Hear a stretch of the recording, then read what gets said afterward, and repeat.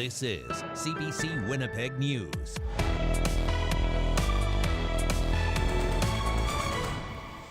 Good evening. Thank you for joining us. Well, Grey Cup weekend is here, and the excitement, of course, has been building for days now. An army of enthusiastic fans has already made the trip to Regina for Sunday's match against the Toronto Argonauts.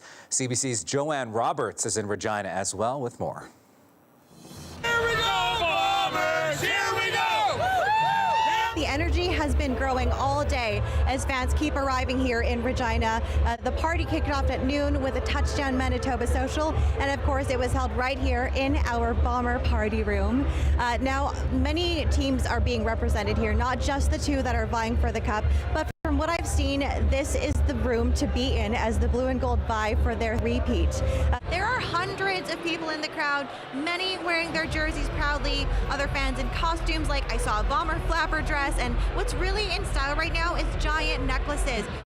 We step it up every year, and so this is a step up from last year. Supporting the team, being very, very patriotic, if you will. We love the Bombers, and we're going to win the Grey Cup for the third time. Let's go, Blue. Three-peat. We believe in you, buddy. We believe in the team. We believe in Winnipeg. You can do it. We'll be there. Woo! Many of the fans here are saying the same thing, that it's probably going to be a close game, but if Collaros plays on Sunday, we are taking home our third Grey Cup in a row. Collaros won the CFL's most outstanding player last night despite an ankle injury. He says he's ready for the game. It's clear Bomber fans are rooting for him to play. Joanne Roberts, CBC News, Regina. Well, the head of the city of Winnipeg's largest union says staffing shortages could mean more recreation programs and centres may have to be scaled back this year. That includes the reopening of the Cindy Clausen Recreation Complex. The opening of that complex has been pushed back to spring because of a lack of qualified lifeguards. QP Local 500 President Gord Delbridge says there is a staffing crunch across the city. I think that we're going to see staffing shortages right across the board. I think that we're going to see an impact at service delivery for Winnipeggers that Winnipeggers rely upon. Delbridge says the city used to be an employer of choice for many, but salaries haven't kept pace, meaning many are looking elsewhere for a career. Delbridge says the city and union have to work together to help with training and other benefits to bolster the workforce. A major jump in funding for homeless shelters in Manitoba won't necessarily mean more beds. Last month, the province more than doubled its annual funding to $15 million. For years, organizations say they have had to rely on donations in order to stay afloat. Jamil Mahmood at Main Street Project says that funding is crucial. It's correcting a historical wrong in the funding model for shelters, and so it's actually just funding shelters at the rate they should be funded at to run the operations we run, and traditionally it's been quite an unstable funding amount that has led us to fluctuate in numbers in many locations. Mahmood says staff can now worry less about fundraising and more on helping people. Well, we've been hearing a lot about personal care homes in our province in the last couple of years, whether it's staffing issues, COVID outbreaks, or bed shortages. Back in 2016, the Progressive Conservative government promised to build 1,200 new personal care home beds, but now the province is farther behind than when it made that pledge. Ian Fraze has the story. At last check, Manitoba has more than 9,500 personal care home beds. That's actually fewer beds than what was available in 2016. The same year, the Progressive Conservatives were elected and promised to build more beds, 1,200 to be exact. The province's efforts have been hurt by matters out of their control. Earlier this year, the privately run Parkview Place, the site of one of the deadliest outbreaks of the pandemic, closed down.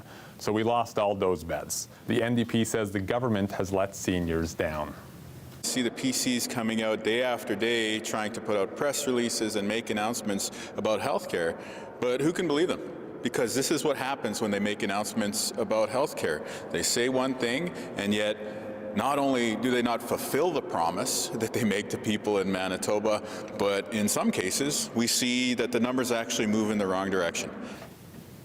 But the health minister says traditional care home beds aren't always what's needed. There are times when the health authorities have said, we want to change the types of beds that are being offered from the traditional personal care home beds to sometimes behavioral units. We want to be able to support their needs as it relates to their specific jurisdictions. Health Minister Audrey Gordon says the government is reviewing what type of beds are needed going forward. Ian Fraze, CBC News, Winnipeg. After a 2-year pause because of COVID, Operation Red Nose is back in Manitoba. It's a service that helps people and their vehicles get home safely over the holiday season. Volunteers in teams of 3 will pick people up who may have partied a bit too much and drive them home with their vehicle. There's a Red Nose app to book rides as well as the phone line as in previous years. Organizers say they would like to see donations of around $25 per ride this season. A Winnipeg woman says she has been overwhelmed with gratitude after being reunited with her missing dog. Oswald is a 10-year-old golden doodle. He went missing after owner Tanis Olsen's car was stolen with him inside. She had left him in the car at St. Boniface Hospital while she quickly ran inside. 5 days later, a Good Samaritan noticed the car in their neighborhood with Oswald inside. Olsen says he is a resilient pooch. The most remarkable thing that I've learned from all of this is that sometimes we don't realize how important having a community is and how important resiliency is. He is just like nothing happened. Olsen's priority now is getting her dog back into a familiar routine. Look at downtown Winnipeg tonight, a windy day today. We have some snow in the forecast tonight in time for the Santa Claus parade tomorrow and Grey Cup weekend. Fiona, Odlum's forecast is next.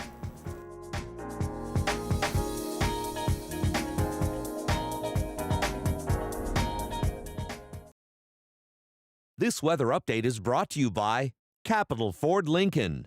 22 model clear out is on now.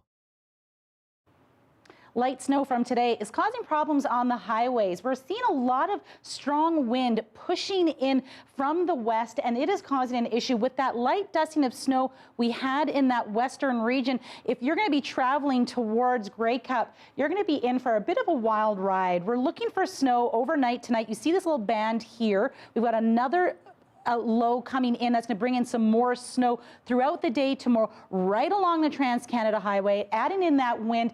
We're going to have some blowing snow and some visibility problems. It's not a lot of snow. We're looking for about a centimeter if it really comes through, and it doesn't last. We're going to see lots of great sunshine throughout the day. You see these little pockets of sunshine that are going to come through. As we look on Sunday, we have more snow coming through, and that's mostly going to stay towards the northern regions.